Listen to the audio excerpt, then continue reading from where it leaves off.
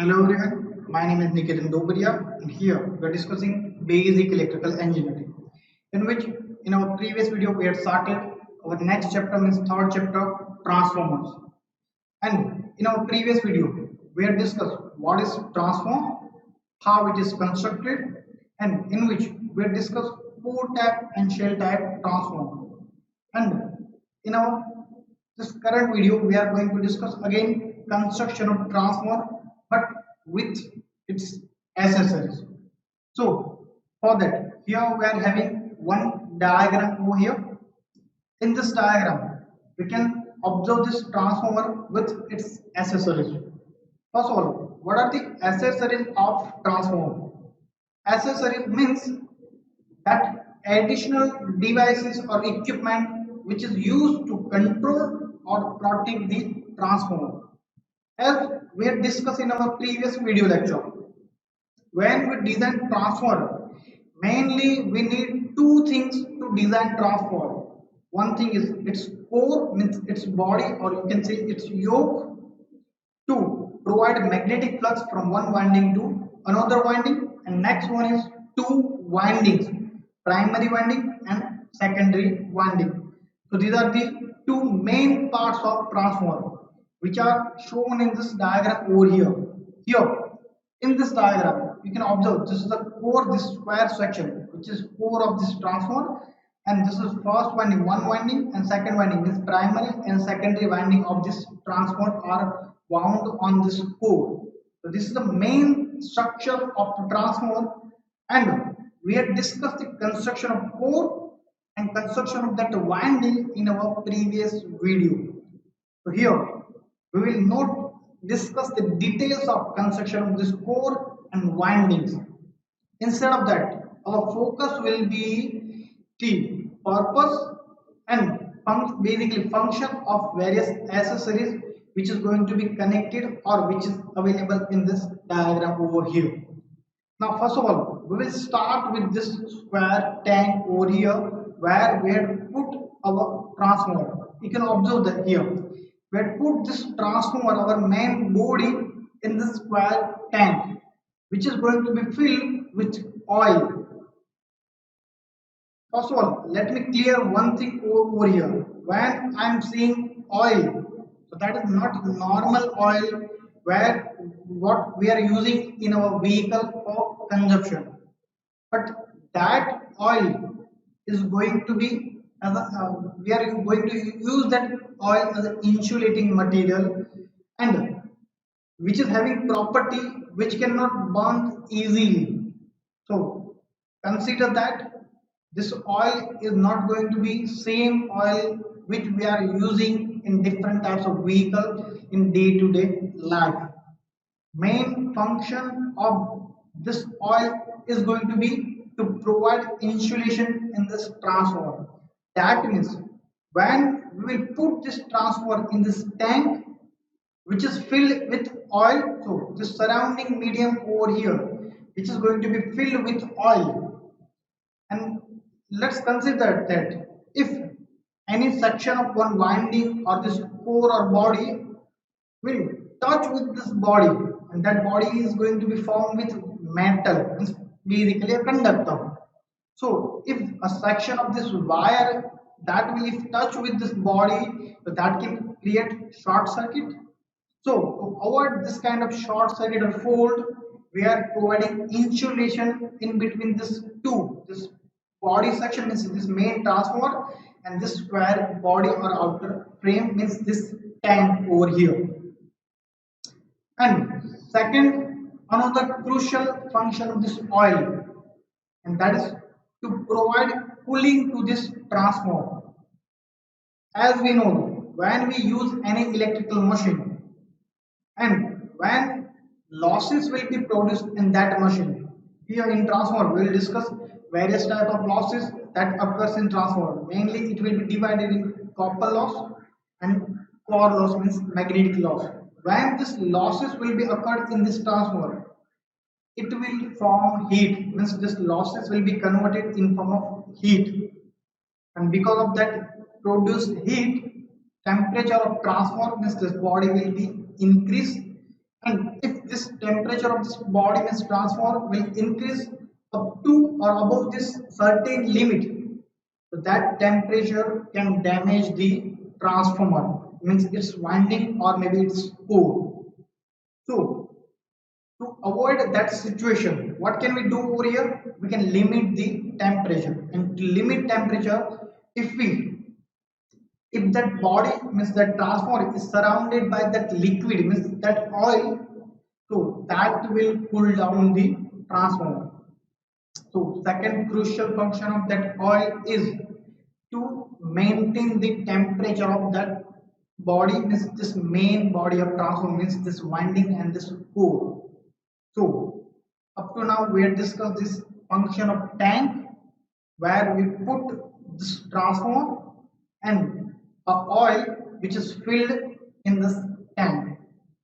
Now next we will discuss this terminals over here, where we have put just bushings.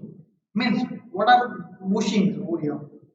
As we had put this winding primary and secondary inside of this tank, and now we want to take out the connection out of that body.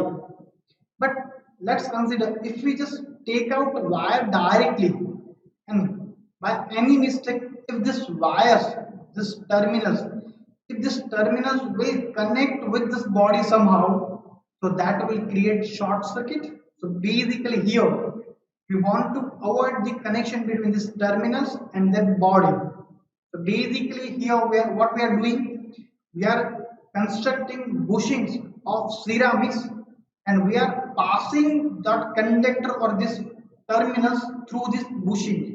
Basically these bushings are form of ceramic material, means they are insulators, and these wires, means this terminals, this connections will pass through this bushing, and that's why they will not touch with the body of this tank or that transformer. And because of that we can separate the body as well as this terminal. So that is the function of these bushings. So more number of, if there will be more number of terminals, more number of wires, so we will have to use more number of bushings. Now next, and that is this heat exchanger. Again, as we discuss the function of oil over here, so when losses will occur in this body, so what will happen? It will convert it in form of heat, and that will increase the temperature of transformer, and that will increase the temperature of this oil which is surrounding in this medium. And if again temperature of oil will increase, we need to reduce the temperature, and to reduce temperature of that oil we use heat exchanger in form of these pipes over here. So there will be multiple pipes which will be passed from this higher end to this lower end. So what will happen when this oil will be heat up? As we know, heated oil will move upside. So this heated oil will move upside, and that will create pressure on upper side. So this oil will pass through this pipelines, means this heat exchanger, and these pipelines are passing through surrounding air, or you can use force air by fans also. So basically you can provide cooling to this pipes, means this heat exchanger, naturally or by forcefully by fan. So basically oil that will be in this pipelines, means in heat exchanger, that will cool down, and that cooled oil will come to this bottom of this transformer. So that will circulate, and while in that circulation, temperature of that oil will be reduced by this heat exchanger. So that is the function of heat exchanger, that will remove the heat from this oil. So here we have another heat exchanger over here. So we will use multiple pipelines as a heat exchanger. Now next portion which is over here, here by this pipeline we had connected this portion over here, where on this top of this section, that is oil conservator. What is the function of oil conservator? Let's say if there is a damage in this body, so what will happen? If there will be damage in this body, so oil will be leaked through this damaged portion, and if oil will be leaked, that will the oil what and function of that oil is to control the temperature of this main body of the transformer. So if oil will be leak, then temperature of transformer will be increased, and that can damage the transformer. So before completely a leakage of oil, we need to provide maintenance or repair of that transformer. But let's consider that if we are not able to provide sudden maintenance, so for that time period we need to provide the excess oil. So basically what we had done over here, we had created a storage over here. So at the time of leakage, this storage will provide oil to this tank of this transformer. So that's why this is known as a oil conservator. When any kind of accident or leakage of oil, that conservator or extra storage will provide oil to main tank. And in between this part, we had also arrange one more thing over here, and that is Buchholz relay, which is over here. What is the function of Buchholz relay? That is helpful to detect incipient fault. What is incipient fault? That is slow fault. As an example, if there will be minor fault because of that, if temperature of transfer is increasing gradually, so if that will increase after some extent means some particular point, so after some limit, that can damage the main body of the transformer or main tank of the transformer. So what will do this Buchholz relay? So if there will be gradual increase in temperature of this oil, so that will create bubbles, and that bubbles in this oil which is going to in body. So that bubbles will move up in upward direction, and that bubbles will create a pressure in this pipeline, and that will be detected by this Buchholz relay. So Buchholz relay will detect that there is some minor problem in this transformer, and that will provide the signal. So you can repair or you can do the maintenance of that particular portion. And last portion, that is the breather. Again, when this oil which is in this tank, that will be heat up, so that will create pressure in this body, so that will move up in upward direction. So if there will be some little portion of air, so that will create pressure on that air, and that air will try to push on upward side. In the same way, when temperature will be low, again, so there will be low pressure in that body, and that low pressure will try to suck air from the outside.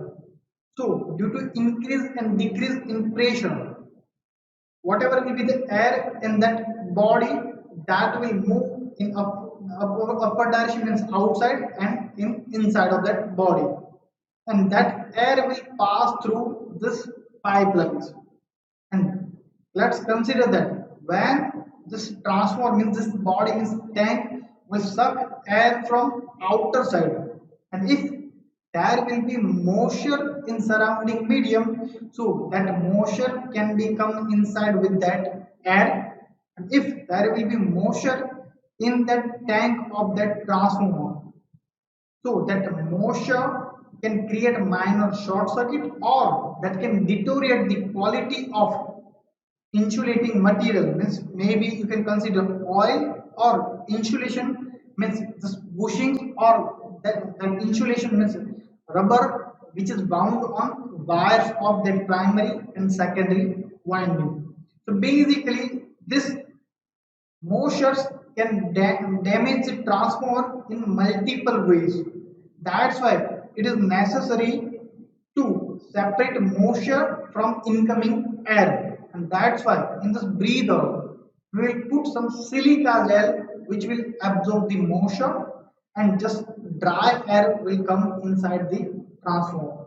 So these are the function of various accessories of transformer. This was the construction of transformer with accessories.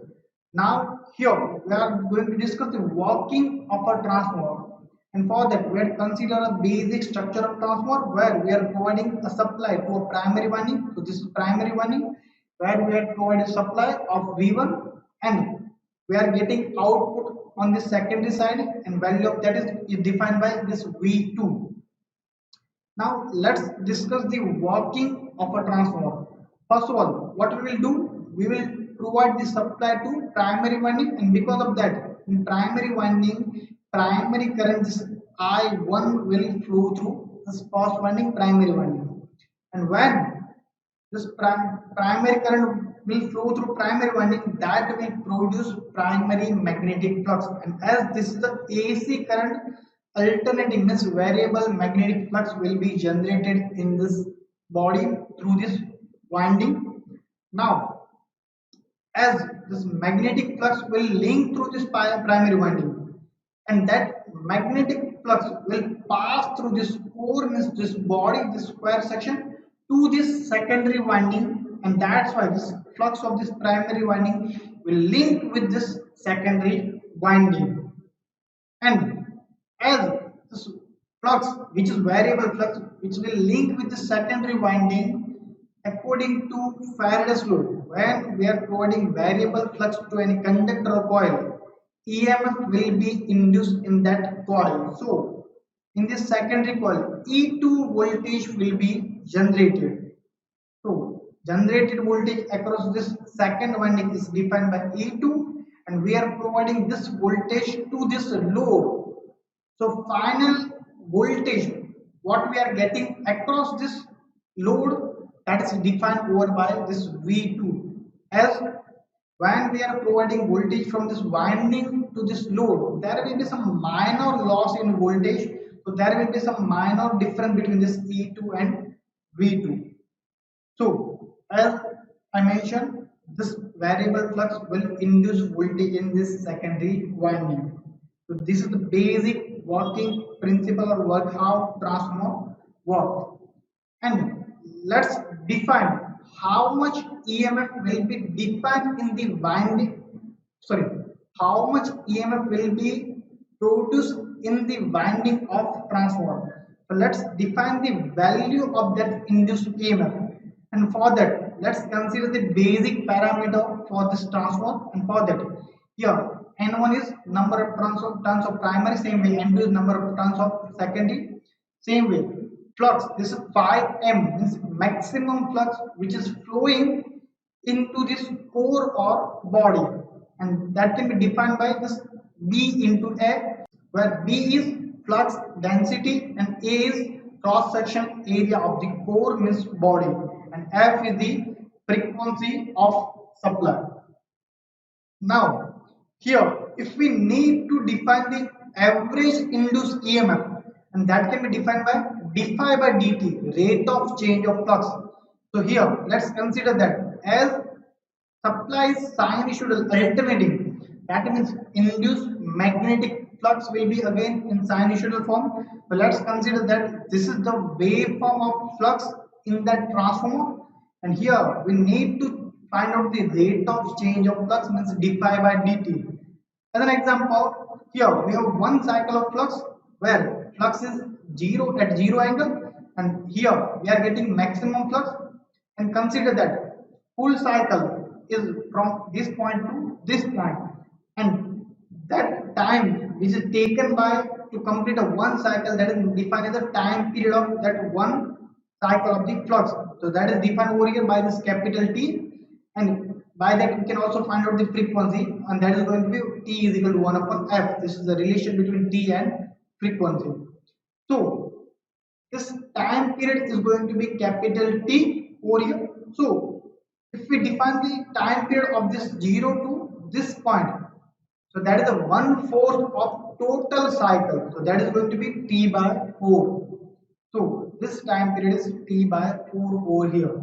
And if we find out the d phi by dt up to this period, where flux is going from 0 to maximum, so flux is changing from 0 to maximum over here, so d phi is going to be phi m minus 0, and time period of this portion is T by 4, and we know that T is equal to 1 upon F. So instead of T, you can put 1 upon F. So here, instead of T by 4, you can write down 1 upon 4 F. So that is d phi by dt over this time period. Means 1 by 4th cycle. And if you rearrange these terms, so that will provide the average EMF is equal to 4F into 5. Now, the rate of change of flux per turn induced EMF in volt. So, if you find out the induced EMF per turn, so that is going to be given by this equation. So that is only for 1 turn. So this is the relation between RMS value and average value. By considering this relation, we can find out the RMS value of our previous function. So let's consider that RMS value of this induced voltage is going to be 1.11 into that average value. 1.11 into this average value means 4F into 5. So that is multiply over here. So that provide the value 4.44 5 and into 5. Sorry, F into 5. So that is providing value 4.44 into F into 5. So that is the RMS induced voltage per turn. Now, this is for only 1 turn. Now, we know that in primary winding we have N1 turns and in secondary winding we have N2 turns. So, if we need to find out induced EMF in primary winding for N1 turns, so we can multiply this equation with N1 as we had done over here. And we had also done one more thing over here. Instead of this phi m, we had put this term as a B into A, which was derived over here. And as we want to find out the induced EMF in the primary winding, that's why we had multiplied this term with N1. So we have equation 4.444 into frequency into N1 into phi m, that is nothing but B into A. Same way for E2, secondary voltage, you can multiply this previous equation with N2. So here in this equation we will have a N2 over here. Now, if you observe these two equations, E1 and E2, and if you take the ratio of E1 by N1 and this E2 by N2, so this both ratio is going to be same. If you find out the E1 by N1, and these are all constant 4.44 at frequency into phi m maximum flux. So, and as I mentioned previously, if you take the ratio of E2 by E1, so that is going to be N2 by N1 and that is K. And this is known as a turns ratio, or we can define as a voltage transformation ratio. And normally we define this voltage transformation ratio by this capital K. And by this ratio, we can see that if N2 is greater than N1, here, if N2 is greater than N1, that means ratio, means value of this K is going to be greater than 1. So same time, E2 is going to be greater than E1, means voltage on secondary side is going to be greater than voltage of primary winding. So basically what is happening, we are providing voltage in primary winding which is less compared to secondary winding. So voltage is increasing on secondary winding. So this transformer is working as a step up transformer. Now same way, if N2 is less than N1, N2 is less than N1 means K is less than 1. So that means E2 is less than E1. So basically, whatever primary supply we are providing, primary voltage is higher with compared to secondary voltage. So basically, we are providing high voltage and we are getting low voltage. So this transformer is working as a step down transformer. And again, for idle transformer, if you find out the power at input side and output side, if we don't consider losses over here for a moment, so in that condition input power should be equal to output power, as it was discussed while we had discussed the definition of transformer. So in this video we have discussed the basic structure or the construction of transformer with its accessories, as well as we have derived the value of induced EMF in primary winding and in secondary winding is E1 and E2 for transformer. And lastly, we have defined the transformation ratio for transformer. So this was all for today's lecture. Thank you for watching this video.